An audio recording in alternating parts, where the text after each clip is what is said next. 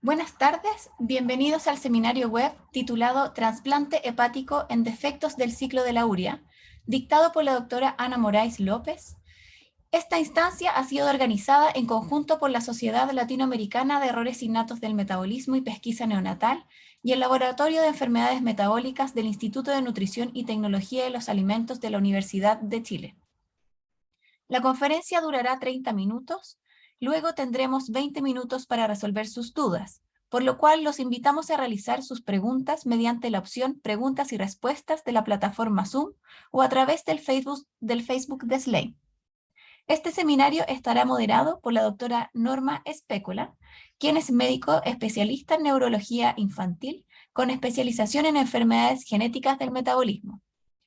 Fue jefa de la unidad de metabolismo del Hospital de Niños de La Plata durante 10 años y actualmente es médico consultor de la misma unidad. Desde 1995 es integrante de la Comisión Coordinadora del Programa de Diagnóstico y Tratamiento de Errores Congénitos del Ministerio de Salud de la Provincia de Buenos Aires, en el área de patología metabólica. Es autora de numerosos artículos y capítulos sobre enfermedades neurodegenerativas y metabólicas. Doctora Espécola, es un gusto tenerla con nosotros. Le doy el pase para que inicie el seminario web. Puede activar eso. Gracias. Buenas tardes a todos. Primero agradecer al INTA y al SLAIM haberme permitido moderar esta charla tan interesante, y pasamos directamente a la presentación de la doctora Ana Morais López, que es médico cirujano de la Universidad de Oviedo, miembro de la Asociación Española de Pediatría y de la Asociación Española para el Estudio de Errores Congénitos del Metabolismo, como así también de la Sociedad Española de Gastroenterología, Hepatología y Nutrición Pediátrica. También de la European Society for Pediatric Gastroenterology, Hepatology and Nutrition. Junto a eso, es miembro fundador del Grupo Español de Trabajo en Nutrición Infantil, revisora de las revistas Anales de Pediatría y Nutrición Hospitalaria, y actualmente se desempeña como tutora de residentes de pediatría del Hospital Universitario de La Paz y colabora clínica docente del Departamento de Pediatría de la Universidad Autónoma de Madrid. La doctora Morais es coordinadora de la Unidad de Nutrición Infantil y Enfermedades del Metabolismo, perteneciente al Servicio de Gastroenterología y Nutrición Infantil del Hospital Universitario de La Paz, en Madrid, España. Doctora Morais, es un placer tenerla aquí y esperamos así su conferencia.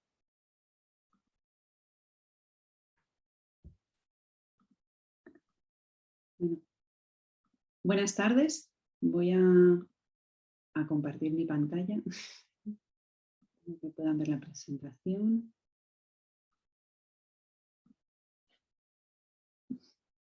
Bueno, buenas tardes. Yo quería en primer lugar agradecer a la doctora Espécola por su amable presentación y por supuesto a las doctoras Verónica Cornejo y Aida Lemes por la invitación para compartir con ustedes por los próximos minutos hablando sobre el trasplante hepático en los defectos del ciclo de la urea, y también que sé que lleva mucho trabajo detrás a las organizadoras que hacen que sea posible que estemos aquí compartiendo estas presentaciones, a Eugenia Rojas y a María Jesús Leal.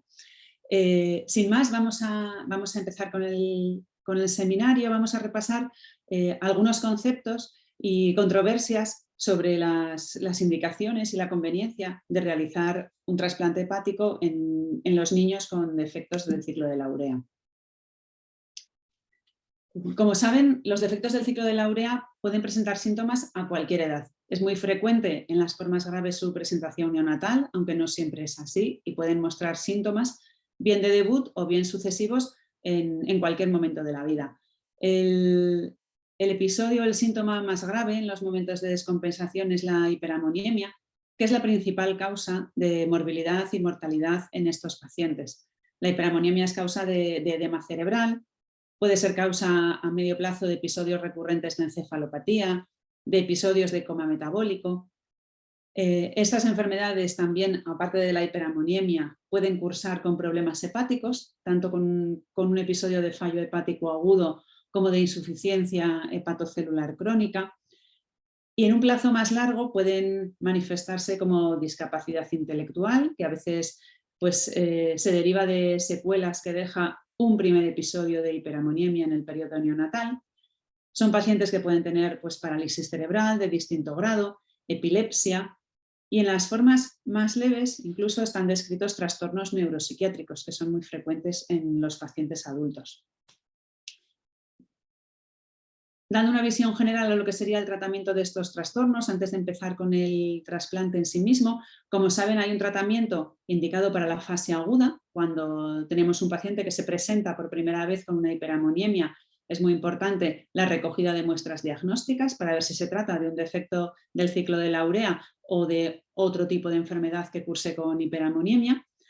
Y para controlar esa hiperamoniemia e intentar que tenga las menores consecuencias posibles sobre el sistema nervioso central, pues hay que hacer un cese transitorio de la ingesta proteica y aportar calorías no proteicas en cantidad suficiente para promover el anabolismo, fluidoterapia para eliminación de metabolitos tóxicos.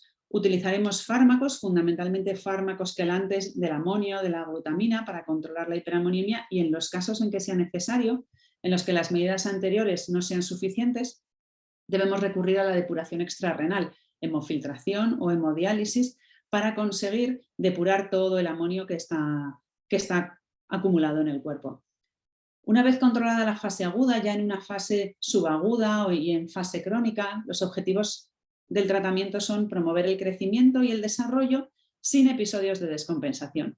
Para ello, como saben, estos pacientes deben hacer una dieta controlada en proteínas, ingiriendo los aminoácidos suficientes para que se consiga un adecuado crecimiento y desarrollo, a veces incluso con suplementos de aminoácidos esenciales, pero sin exceder la cantidad tolerada por el organismo que llevaría a una situación de hiperamoniemia.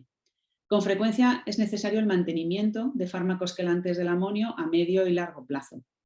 Los pacientes deben ser entrenados también en la preparación de un régimen dietético de emergencia para situaciones concretas que supongan un riesgo de descompensación metabólica, como pueden ser fiebre de cualquier origen, infecciones agudas, cuando tengan que pasar por una cirugía por cualquier motivo. Todas esas son situaciones, vacunaciones, que pueden ponerles en riesgo de descompensación y para las cuales tienen que tomar unas medidas preventivas de emergencia.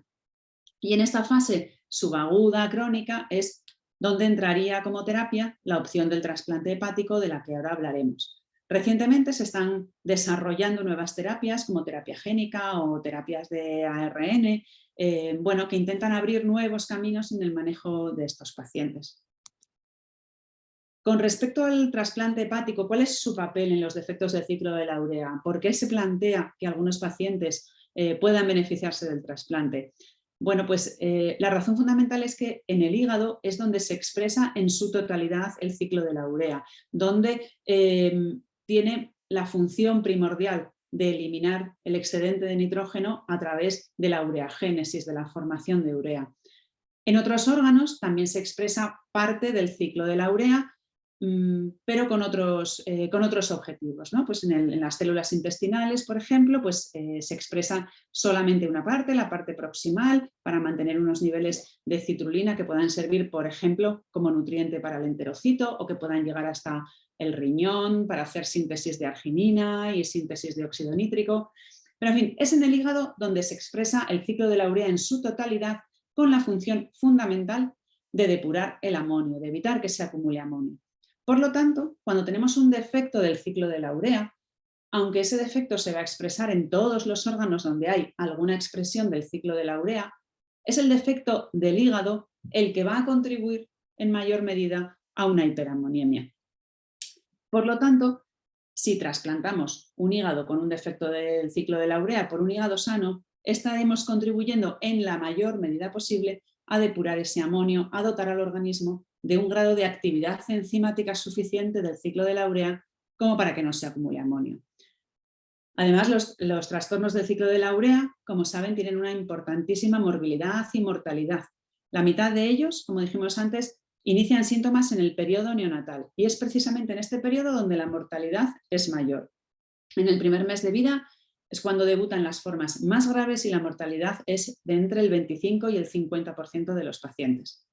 Aquellos que sobreviven, pues también sabemos que, bueno, pues pueden tener ciertas dificultades para un control adecuado de la enfermedad, porque las formas graves pues tienen que seguir una dieta muy estricta, con mucho control proteico, tienen que tomar frecuentemente fórmulas complementarias con aminoácidos esenciales que a veces pues les cuesta tomar y es difícil conseguir una buena adherencia al tratamiento, y muchos de ellos tienen que tomar de forma crónica fármacos quelantes del amonio en múltiples dosis diarias para evitar fundamentalmente la acumulación de glutamina que genera hiperamoniemia. Entonces, por todo ello, por las dificultades que puede haber para un buen control de la enfermedad, la importante morbilidad que suponen estas enfermedades, los defectos del ciclo de la urea y la posibilidad de estabilizarlos metabólicamente de forma muy importante a través de un recambio de tejido hepático, son las que han llevado a que se desarrolle el trasplante hepático como una opción terapéutica viable en las personas con defectos del ciclo de la urea. Lo decíamos antes, el trasplante hepático se considera, vamos a decirlo entre comillas, una terapia curativa a efectos de reemplazo enzimático. Un trasplante hepático exitoso dota al organismo de suficiente cantidad de enzimas del ciclo de la urea como para que no se acumule amonio. Esto va a permitir a los pacientes normalizar la dieta, liberalizar la ingesta de proteínas y además les va a permitir cesar la toma de fármacos quelantes del amonio que muchos de ellos necesitan de forma crónica. Contribuye a los objetivos terapéuticos que primariamente tiene el tratamiento médico, que es conseguir estabilidad metabólica, que no haya descompensaciones, no vuelve a haber descompensaciones después del trasplante hepático, a que se pueda optimizar el aporte de proteínas y la dieta en general y por lo tanto a que se optimice el crecimiento y el desarrollo y a tener buena calidad de vida una vez que se superan esas primeras semanas o meses del post-trasplante inmediato, que son un poquito las más difíciles.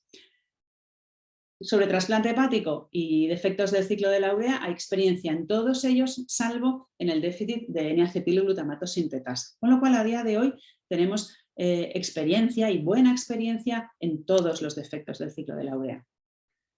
A pesar de sus indudables ventajas, de la mejoría que supone para el paciente que se trasplanta, para el paciente con un defecto del ciclo de la urea, pues como todo trasplante en cualquier circunstancia y por cualquier motivo, pues es un procedimiento que no está exento de complicaciones. Muchos especialistas dicen que trasplantarse un órgano es cambiar una enfermedad por otra, pero por una enfermedad en la que estás en mejor situación, ¿no? Cuando uno se trasplanta, pues cambiamos el tratamiento crónico con quelantes del amonio por un tratamiento crónico con inmunosupresores, que va a haber que mantener de por vida. Seguimos necesitando, igual que necesitábamos antes, un seguimiento clínico de los pacientes, por motivos diferentes, pero necesitan seguir acudiendo a las consultas cada cierto tiempo. La supervivencia de los pacientes que reciben trasplante por trastornos del ciclo de la urea es similar a la de los pacientes que reciben trasplante hepático por otras enfermedades, como puede ser la atresia biliar u otros trastornos hepáticos congénitos. Es superior al 90%, del 95% el primer año y del 90% a los 5 años. Hablamos de supervivencia del injerto. La supervivencia de los pacientes pues es incluso superior a esta estadística. Debemos tener en cuenta que el momento ideal para hacer un trasplante es en fase estable, más que en un momento de descompensación. Entonces, a veces esto se puede conseguir y a veces no, ¿no? Lo ideal es que no sea un trasplante en el momento malo, cuando el paciente está con encefalopatía o en un momento de fallo hepático, sino en un momento de estabilidad clínica y si es posible que lleve un tiempo clínicamente estable.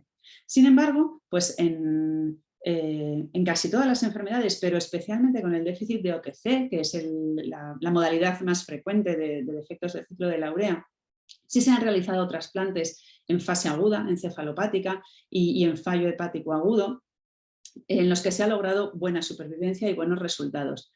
Esto es porque los trastornos del ciclo de la urea en general y del déficit de OTC en particular pueden mostrarse como un fallo hepático agudo y verse en la necesidad de un trasplante hepático de urgencia incluso antes de llegar a un diagnóstico definitivo. Y ser únicamente después del trasplante, cuando a posteriori se obtiene ese diagnóstico de defecto del ciclo de la urea.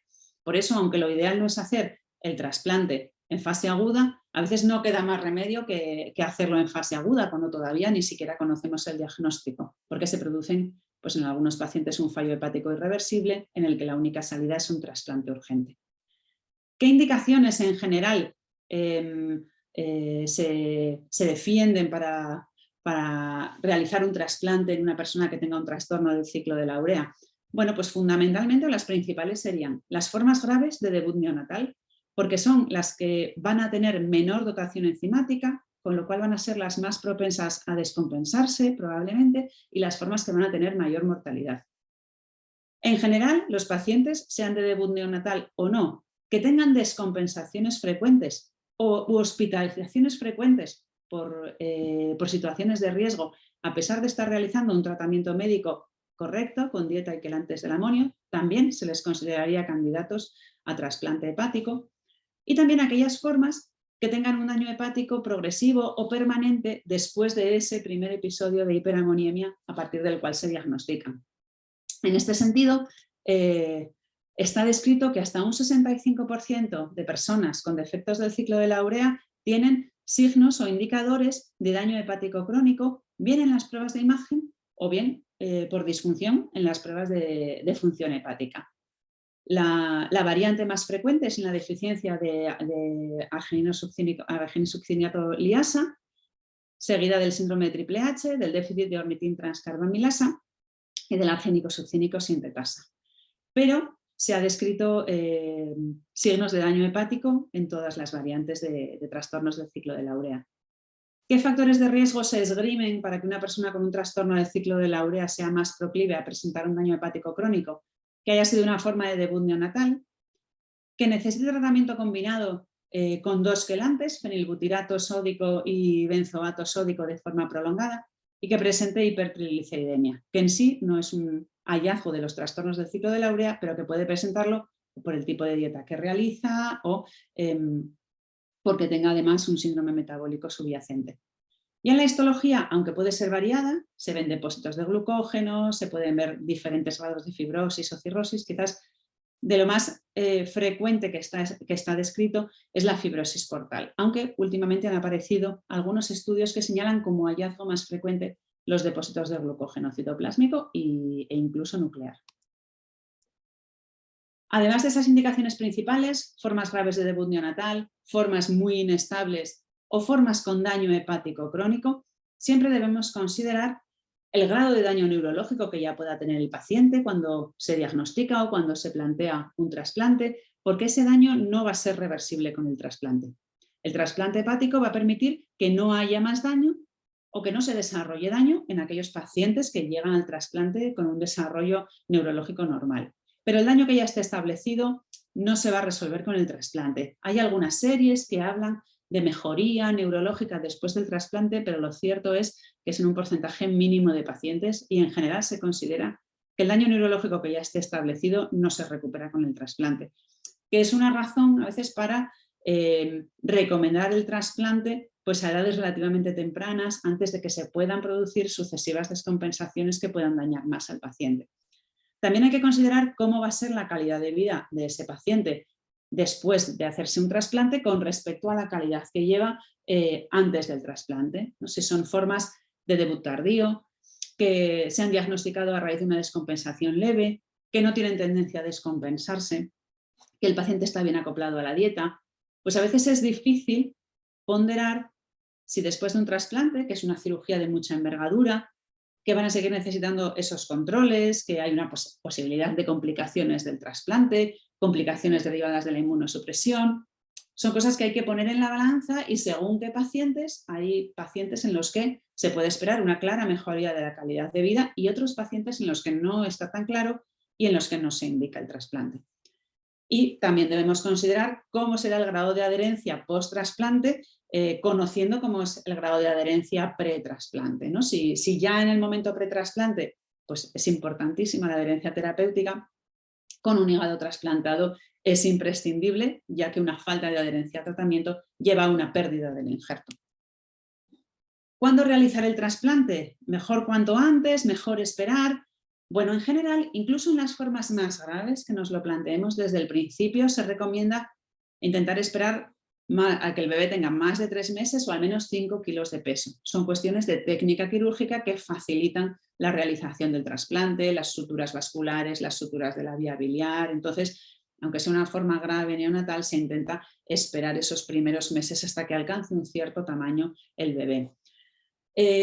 Si es posible, se recomienda antes del primer año en el déficit de carbamilfosfato sintetasa 1, en los varones con déficit de OTC que han tenido debut grave neonatal, porque es una variante con alta mortalidad, y en general en aquellos pacientes que tengan mucha tendencia a descompensarse en el primer año. Pues con cada vacuna, con cada catarro, tienen una descompensación de una cierta envergadura. Pues esos pacientes lo que se recomienda es que sean considerados como candidatos a trasplante pronto.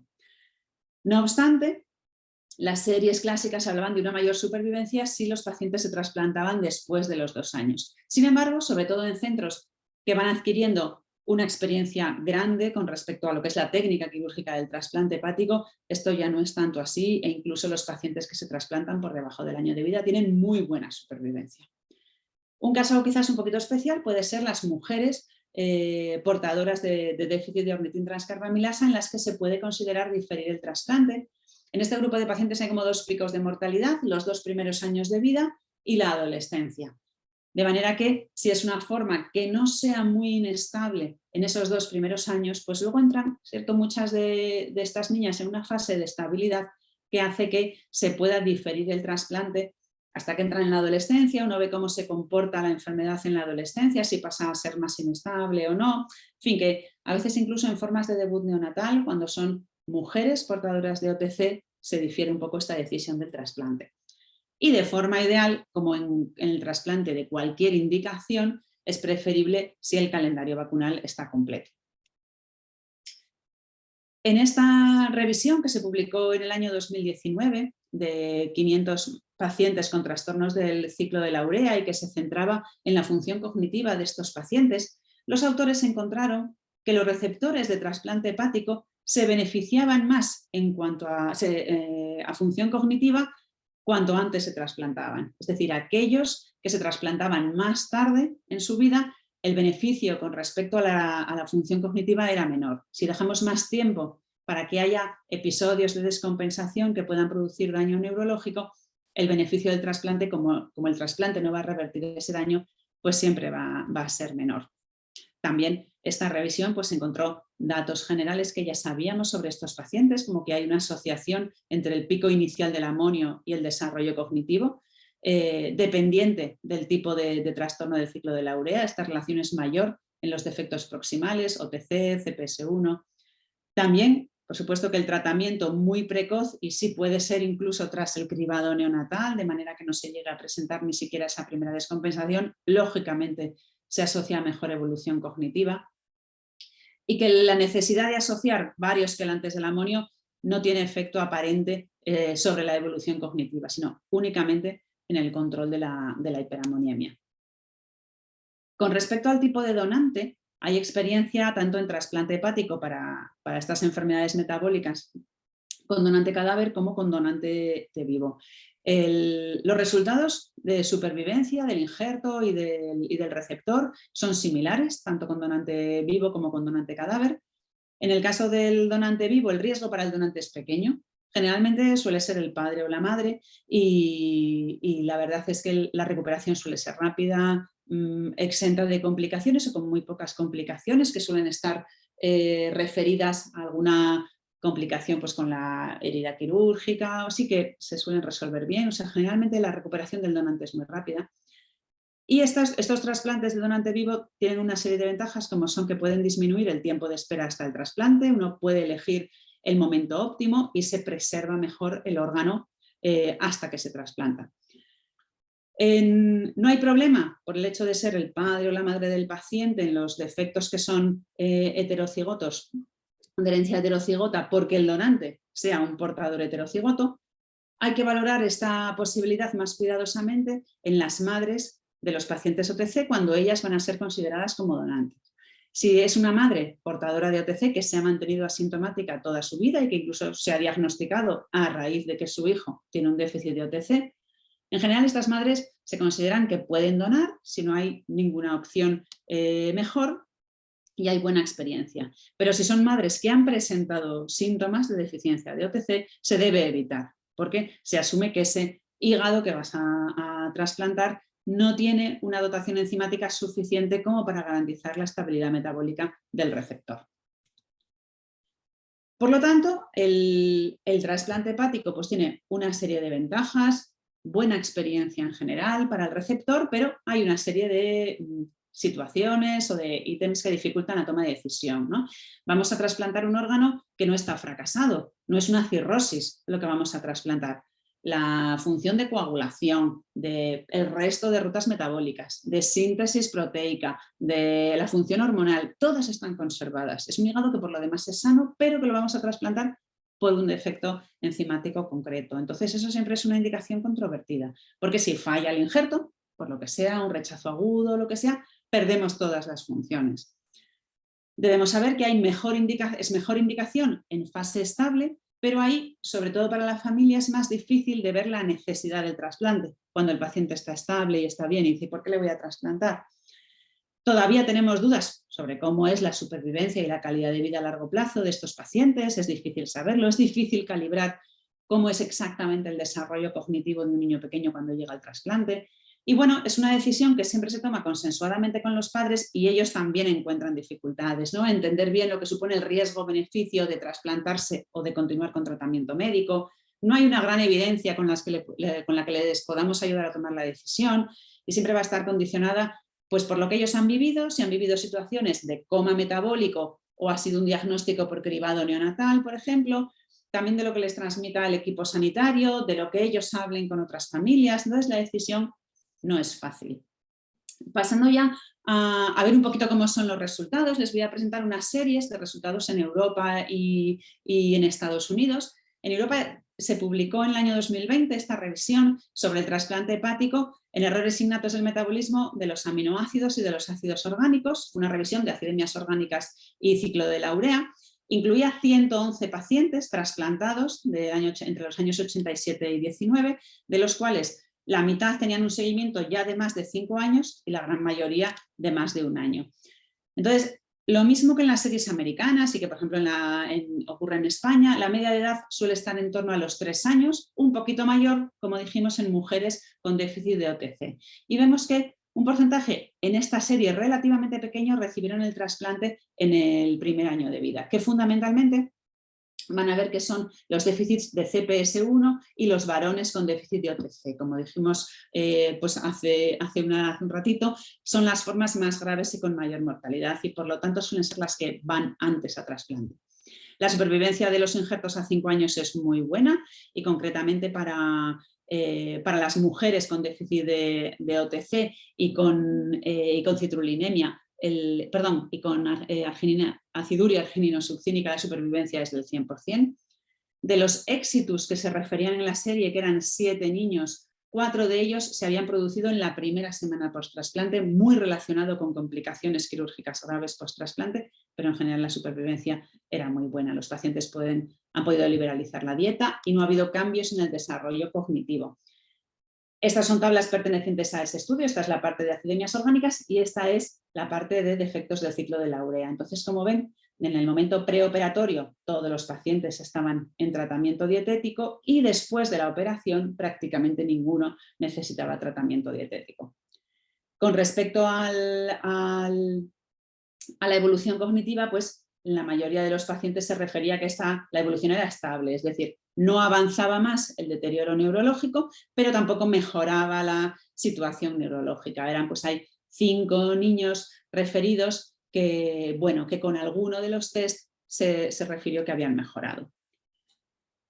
Sobre qué causas de disfunción hepática puede haber después de un trasplante, ¿por qué puede de algún modo funcionar mal el injerto? Pues para eso hubo este interesante estudio publicado en 2020 sobre causas de disfunción hepática en niños que se habían trasplantado por trastornos metabólicos. En esa serie se incluían 14 biopsias de niños que se habían trasplantado concretamente por trastornos del ciclo de la urea. Biopsias que se había considerado preciso hacer en los primeros 60 días debido a disfunción, que se quería aclarar cuál era el origen. Y bueno, los hallazgos pues eran variados: esteatosis, rechazo mediado por células T, la infección por citomegalovirus, incluso, y en un porcentaje de pacientes no se encontraba ningún daño histológico, con lo cual pues las causas de disfunción pueden ser variadas. Con respecto a las series publicadas en Estados Unidos, la última así, digamos, poco grande es esta, que ya es del año 2015, que incluía 278 pacientes trasplantados hasta el año 2010, y también, parecido a la europea, más de la mitad de los pacientes, la media de edad, se habían trasplantado antes de los 5 años, aproximadamente a los 2 años y medio, 3, eso parecido a Europa. Vemos cómo los déficits de carbamilfosfato sintetasa 1, que es esta columna gris, se trasplantaban pues cuando eran pequeñitos, lo mismo que los déficits de OTC, fundamentalmente los varones. Y la supervivencia era también muy buena del injerto y de los pacientes. Las causas de muerte de los pacientes trasplantados, que sí los incluía esta serie, eran fundamentalmente las infecciones, y también podía haber otras complicaciones que eran muy inmediatas. Fallo del injerto, que el injerto no llegaba a prender, o un fallo multiorgánico, pues derivado posiblemente de una sepsis en el post-trasplante. No todos los fallos del injerto producían, llevaban a la muerte del paciente, había 4 fallecidos entre 53 fallos del injerto, que son los que hay que retrasplantar, y la causa fundamental es la trombosis vascular. Es interesante también esta serie, que se publicó en el año 2013, porque es una serie amplia de un solo hospital, que es una serie de 11 años de 23 pacientes trasplantados con trastornos del ciclo de la urea, también con una edad quizás un poquito superior a la serie global de Estados Unidos y a la serie europea, y también refieren una supervivencia muy buena. Inciden los autores de esta serie unicéntrica en el hecho de que no hay cambios en la evolución neurocognitiva después del trasplante y en que se puede liberalizar la dieta. Por último, voy a presentarles muy rápidamente unos resultados de nuestro hospital, del Hospital Universitario La Paz en España, en una revisión reciente que hemos hecho de los últimos 20 años de nuestros pacientes con defectos del ciclo de la urea. Hemos atendido pues un total de 33 niños en este periodo, más o menos mitad varones, mitad mujeres. El diagnóstico, la forma más frecuente es el déficit de OTC, del cual pues también hay un reparto al 50% entre varones y mujeres semicigotas. De los 33 pacientes están vivos 27 y 6 han fallecido, fundamentalmente en formas muy graves de debut neonatal, que los pacientes no pudieron recuperarse de la hiperamoniemia. De los 27 que están vivos, aproximadamente un 60% están trasplantados y 11 pacientes no han recibido trasplante hepático.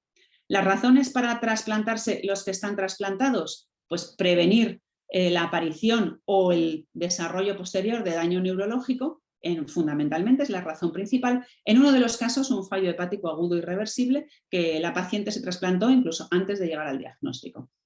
Los que no se consideró el trasplante fue o por presentar una discapacidad neurológica muy grave, no fueron considerados buenos candidatos ni por el equipo médico ni por su familia, porque estaban muy estables desde el punto de vista metabólico, es decir, eso que decíamos, ¿no? Que ha pasado la primera descompensación y entra en una fase de estabilidad, y a la familia le cuesta ver el posible beneficio de un trasplante hepático. En estos pacientes, con el seguimiento, que es de una mediana de 8 años de seguimiento, 7 de los 8 pacientes que optaron por esta opción tienen un neurodesarrollo normal, y en uno de los casos pues, hubo una pérdida de seguimiento.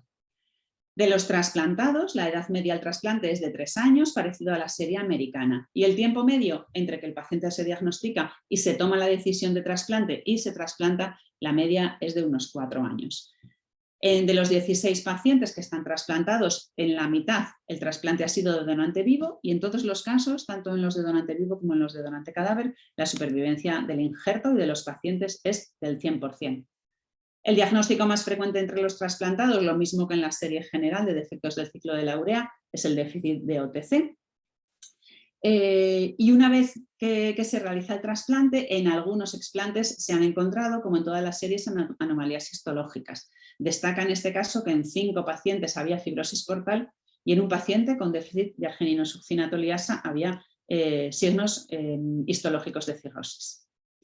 Con respecto a los pacientes que se trasplantaron, de los 16, 5 tienen un desarrollo neurocognitivo completamente normal, 2 presentan patología neurológica grave, uno tiene pues, una parálisis cerebral y otro tiene una epilepsia, y el resto tiene diversos signos de retraso leve, de un leve retraso motor, retraso en el lenguaje, un retraso global del desarrollo que se puede considerar en grado leve.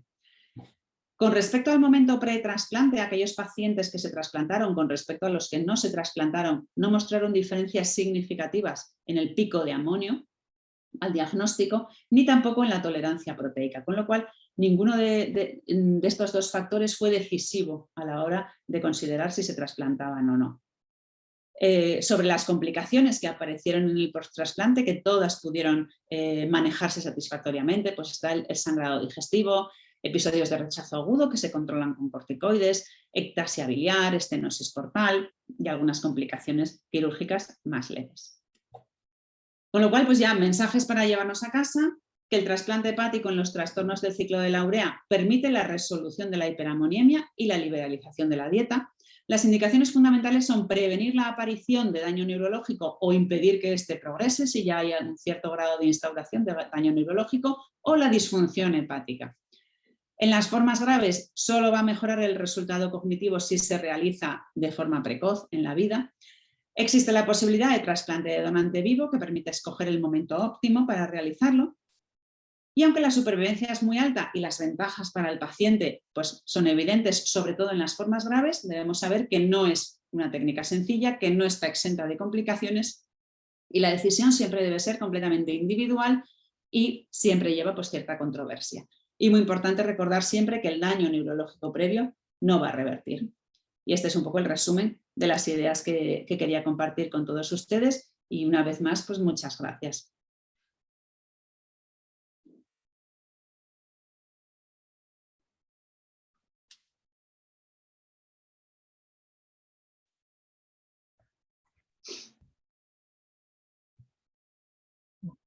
Norma.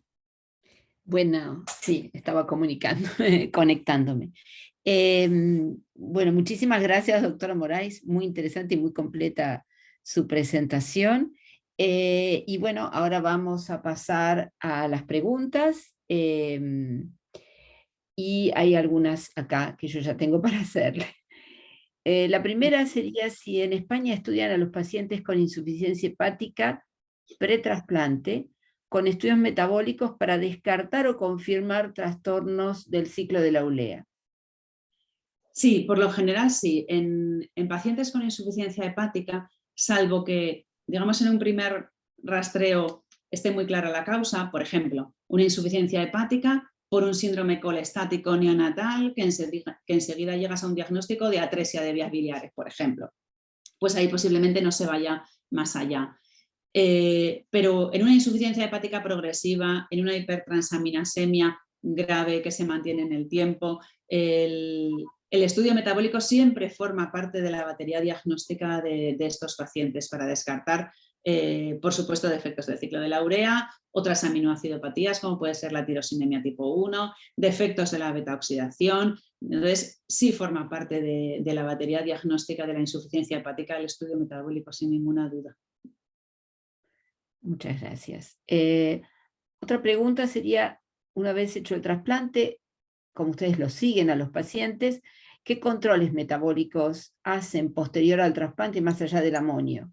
Sí, pues en los momentos en el posttrasplante precoz, durante el ingreso, se controlan los niveles de aminoácidos, se controla no solamente el amonio, como bien ha dicho la doctora Espécola, sino también que los niveles de glutamina bajen a rango normal, que haya suficientes niveles de arginina, importantísima para la síntesis de óxido nítrico, y sobre todo en los pacientes con déficit de OTC vigilamos los niveles de citrulina plasmática, porque la gran mayoría de ellos mantienen niveles de citrulina bajos, incluso en el posttrasplante. Y bueno, aunque es discutida la necesidad o no de mantener suplementación con citrulina, frecuentemente se mantiene.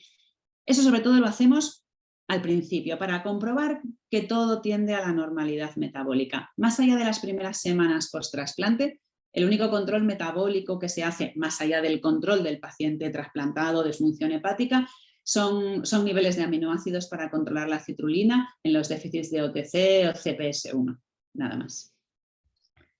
Bueno, muy claro, gracias. Otra pregunta. En pacientes con OTC, con compromiso neurológico, ¿qué parámetros ocupan o utilizan para ofrecerle el trasplante? Si hay un compromiso motor o cognitivo, o usan alguna escala particular para establecer este límite.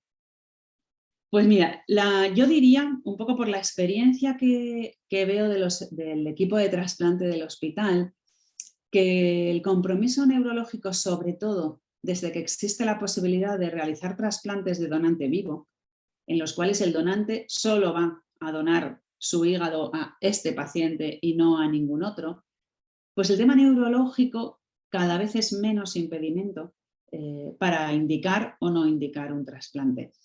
Yo diría que fundamentalmente en aquellos pacientes con una discapacidad intelectual en la que claramente se pueda prever que nunca van a ser independientes como para hacerse cargo de sus cuidados y su toma de medicación, pues, pero que tiene que ser una encefalopatía pues, muy profunda para considerar que su vida no va a mejorar nada con el trasplante hepático, pero realmente hoy por hoy yo diría que son los menos. E incluso vemos pacientes que van a trasplante de donante vivo con un cierto compromiso neurológico, a veces con un retraso psicomotor que podríamos considerar perfectamente moderado, pero que no lo contraindica el neurólogo, no lo contraindica el equipo de trasplantes si van a trasplante de donante vivo, porque bueno, pues se llega a un consenso de que la vida de ese paciente va a mejorar, de que puede ser parcialmente independiente en los cuidados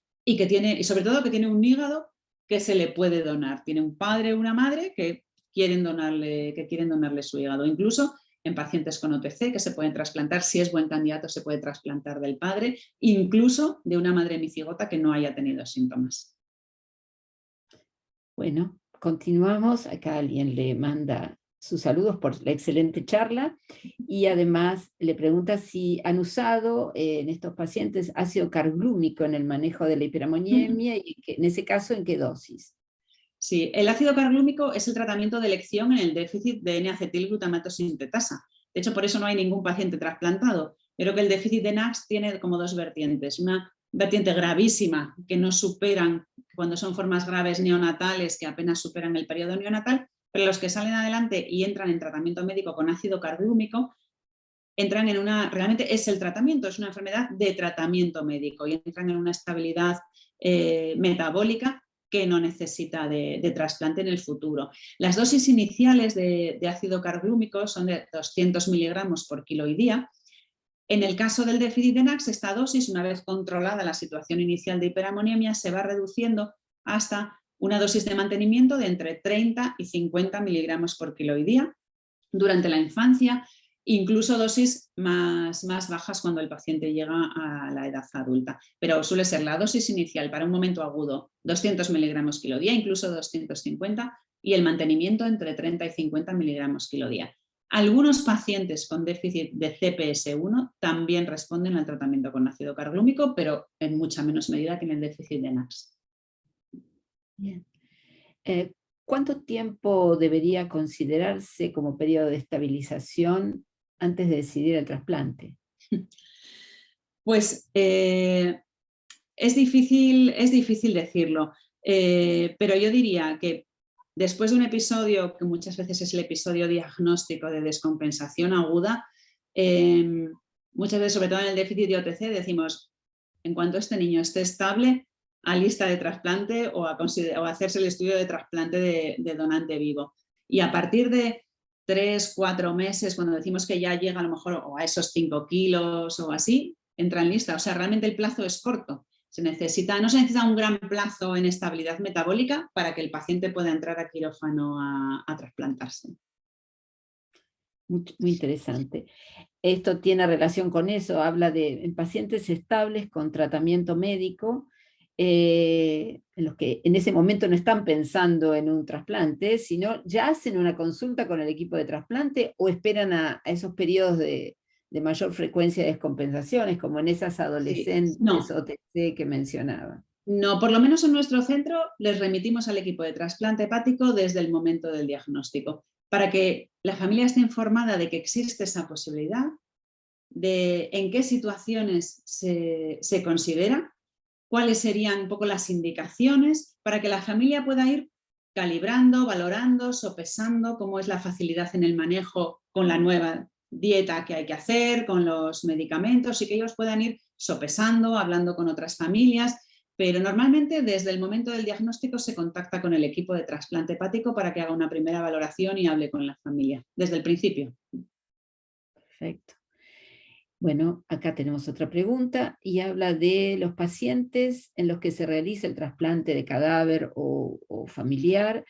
¿Qué papel juega el rechazo por antígeno de histocompatibilidad? ¿En cuál de ellos es más frecuente el rechazo? Pues yo diría que realmente suele ser similar. Generalmente hay un papel, porque la supervivencia a largo plazo y los problemas a largo plazo, tal y como nos refieren los hepatólogos, son similares. O sea, ellos desde luego no ven ninguna diferencia en la supervivencia ni en los episodios de rechazo. Entonces, a priori, parece que podría jugar un papel mayor en el trasplante de donante vivo emparentado que en el de un donante anónimo que sea ploidéntico, pero luego en la práctica no vemos realmente diferencias sustanciales en episodios de rechazo ni en fallos primarios del injerto entre el trasplante de donante vivo y de donante cadáver. Bien. Acá hay una pregunta de alguna organización de pacientes en red en Iberoamérica y preguntan si hay algún convenio que ustedes conozcan desde España que se ofrezcan para pacientes de otros países de ser necesario. Para trasplante hepático, Entiendo lo que hay, sí. desde luego. Un porcentaje importantísimo de los pacientes, al menos en el Hospital La Paz, que se trasplantan, son pacientes de Latinoamérica. No solamente con enfermedades metabólicas, sino con atresia biliar, que vienen para ser valorados para trasplante, incluso realizar el trasplante. Vamos, yo no sabría decirle los pormenores de cómo es el convenio, pero lo hay seguro, seguro. Una cantidad no desdeñable de pacientes latinoamericanos se trasplanta en España sin ningún problema. Vamos, que hay sus trámites burocráticos, pero no hay problema, sobre todo en pacientes que son menores de edad, que tienen la cobertura sanitaria garantizada en España por el hecho de ser menores de edad. Perfecto. Muchas gracias, muy interesante. En caso de daño neurológico evidente, que no puedan caminar, incluso usando nasogástrica o una epilepsia, el trasplante entiendo que no sería tan conveniente. Es la Claro, pregunta. es un poco lo que decíamos Es el antes. A límite que priori, ustedes utilizan. claro, dices, pues ves un paciente con una epilepsia que se considera grave o pues eso que tiene pues un trastorno motor importante y a priori pues no lo considerarías para trasplante, pero como decía, yo creo que cada vez esa contraindicación es menor y a veces incluso, pues yo misma me sorprendo de que haya pacientes que los padres piden que se considere para trasplante y para trasplante de donante vivo y que realmente van a valorarse a lo que es el comité de trasplante y al neurólogo y no se les echa para atrás. Aunque a veces pues tú lo ves y dices, pues no sé, este paciente, pero luego es verdad que como el daño neurológico no progresa, si dices, bueno, pues si este paciente tiene este daño neurológico por otra causa, una hipoxia perinatal, tal, y no, si supiera que ya no va a progresar más y que se iba a quedar así y sigues dándole los cuidados habituales, pues cada vez más, sobre todo en centros con mucha experiencia, se considera que ese tratamiento del trasplante pues que no se debe negar, sabiendo que el daño neurológico no va a progresar, que no es una enfermedad neurológica progresiva. Entonces yo creo que un poco agarrándose a eso, es decir, nos vamos a quedar aquí en este déficit neurológico, no vamos a ir más allá, se considera el trasplante como un cuidado más, como podrían ser otros cuidados que no se le negarían, aunque obviamente es un cuidado extraordinario. Bueno, Creo que esta es la última pregunta, y si acá estaríamos ante una situación de una falla hepática aguda en un paciente que estaba estable hasta ese momento, en el cual no Sí, se consideraba, y esa falla grave, ¿ustedes considerarían hacer en ese momento el trasplante? sí, sí, de hecho hay pacientes que se trasplantan en fallo hepático agudo incluso antes de llegar a un diagnóstico y después a posteriori pues se diagnostican pues, de un déficit de OTC. Sí se considera, si hay donante. Es verdad que la diferencia está en que si tienes un diagnóstico, el paciente, al menos en España, no entra en lista de espera. Tendría que ir a un trasplante de donante vivo. Perdón, no entra en lista de espera, no entra en urgencia cero.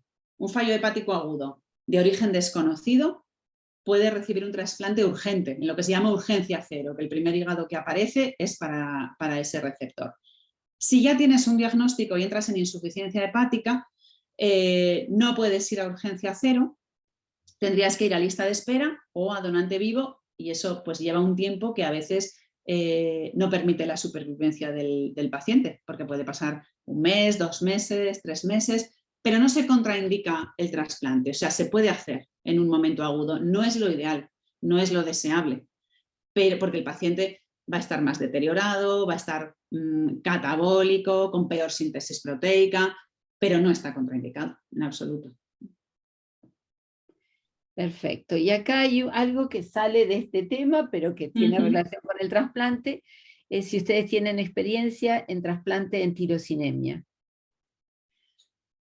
Tenemos experiencia, yo creo que de los pacientes que vemos en La Paz, solamente en un caso. Los pacientes con tirosinemia, una vez que se diagnostican, entran en tratamiento dietético y con mitisinona, y generalmente con eso están muy estables, pero hay un pequeño porcentaje de pacientes que evolutivamente presenta lesiones hepáticas de aspecto ecográfico displásico y con riesgo de evolucionar hacia hepatocarcinoma. Entonces, no es la norma en la tirosinemia tipo 1, pero en ese grupo de pacientes donde se ven lesiones hepáticas que van en progresión ecográfica, sí se biopsian y sí que van a trasplante. Pero, por ejemplo, del grupo de tirosinemias tipo 1 que podemos llevar ahora mismo en el Hospital La Paz, que puede ser un grupo como de 15 o 20 pacientes, diría que hay un paciente trasplantado, por ejemplo. La verdad es que con el advenimiento de la nitisinona, pues el manejo de la tirosinemia pues ha cambiado, fue algo que cambió radicalmente la evolución y el tratamiento de la enfermedad. Entonces, hoy por hoy solo van a trasplante los que desarrollan lesiones hepáticas con signos de displasia. Perfecto. Pero no es la norma, para nada. No es usual. Perfecto. Una pregunta más, porque a medida que vamos charlando surgen nuevas inquietudes. Es si luego del trasplante, en un defecto del ciclo de la urea, volvamos al tema original, se usan unos días quelantes del amonio, ¿cómo es el manejo postquirúrgico? Ya lo habló en cuanto a los controles, pero en cuanto al tratamiento, ¿cuál sería el lo manejo? que se hace en el momento del post-trasplante inmediato, se hacen controles muy frecuentes de amonio y de aminoácidos, generalmente a modo preventivo, si mantenemos los quelantes del amonio al principio, o sea, no es que sale de quirófano y ya no le volvemos a dar quelantes del amonio. Aunque la experiencia que tenemos es que el amonio baja rápidamente y se normaliza rápidamente y a lo mejor podría no darse, nosotros por precaución siempre lo mantenemos. A lo mejor lo quitamos a los 3 días o una semana después, cuando vemos que efectivamente la glutamina va bajando y se mantiene normal y que el amonio no sube, pero siempre lo mantenemos por si hay algún problema de pérdida de función, de rechazo agudo o de prendimiento un poco tardío, de mejoría un poco lenta de la función hepática, pues a modo sobre todo preventivo, sí mantenemos los quelantes del amonio, pero la experiencia es que se mantienen muy poco tiempo, o sea, antes de 1 mes generalmente están retirados y normalizada la dieta ya generalmente. O sea, es verdad que en cuanto prende el injerto, el cambio en la situación metabólica es radical, es casi de un día para otro. Pero sí mantenemos los quelantes los primeros días, hacemos muchos controles de aminoácidos, pues a lo mejor durante la primera semana hacemos 3 controles y después como mínimo 1 semanal, y si vemos claramente la glutamina mantenerse en la normalidad, vamos retirando los quelantes. Perfecto. Es decir, que el paciente durante ese tiempo queda internado.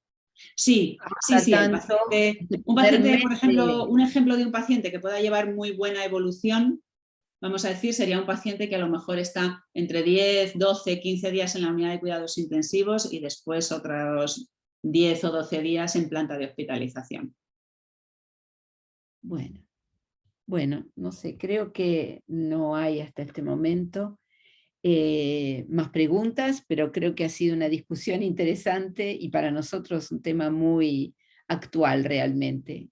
Sí, sí. Hombre, estas decisiones siempre son controvertidas, ¿no? El trasplantar cuando tienes la aparente posibilidad de continuar con un tratamiento médico o dietético, pues siempre es difícil, sobre todo si el paciente está estable, ¿no? Pero bueno, es verdad que hay un grupo de pacientes que posiblemente se beneficien mucho de trasplantarse. Son las formas graves, las formas neonatales, esas probablemente su evolución sería peor si no se trasplantasen, porque son pacientes con muy poquita reserva enzimática y en momentos de crecimiento rápido, en la pubertad, etcétera, entran en una época mala y al final los que no se trasplantaron de pequeños acaban trasplantándose con 15 o 16 años. Entonces, realmente dices, bueno, pues para esto a lo mejor lo podía haber trasplantado con 2 años, ¿no? Y a lo mejor un cierto grado de deterioro cognitivo se habría evitado.